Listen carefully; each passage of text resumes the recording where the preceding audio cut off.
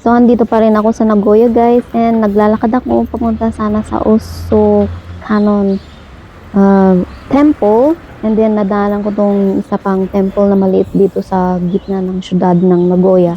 So, dahil curious ako, pumasok na rin ako dito. Yan.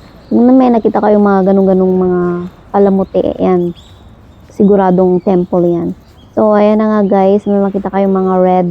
Ayan, usually, ang alam ko sa mga yan is mga wishes or prayers. Ayan, so pwede kayong magsabit ng mga wish nyo dyan, o kaya mga prayers. So, may nakita din akong isang dalaga na nagdadasal. And, meron din silang Fushimi Inari, yun. And then, ayan, bali, naglalakad lang ako dito. Curious lang ako, guys. Tapos, ito yung mga nakita ko sa loob ng temple. Ayan siya, guys. Ayan, kasama na rin to. Ayan, ito yung main area na kung saan pwedeng magdasal. So, pumasok na rin ako. Actually, dapat mauna sanang maghugas ng kamay bago pumunta dito. Pero, ayan, dahil nakita ko to muna. Ayan, para siyang dragon. Kasi Year of the Dragon this year. Kaya siguro mayroong ganyan. Tapos yun, may rabbit din doon. At saka tigre. And yan siya guys, ang kanyang itsura.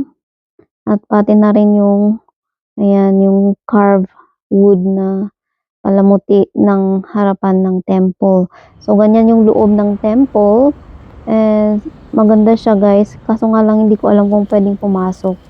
So, yan yung hugasan ng kamay bago magdasal.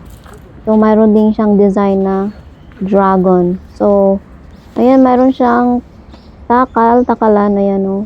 So, actually, tinry ko kasi mahirap talaga mag-vlog mag-isa, guys. Ayan, so, di ba, maghugas ng kamay. Hindi ko alam kung anong gagawin ko. Yan, ganyan. Kasi, yung isa nakahawak sa phone. Ayan, so, ganyan lang, guys, pag pumunta kayo ng mga temples. So, ayan yung harapan ng temples. Yun lang, guys. Bye!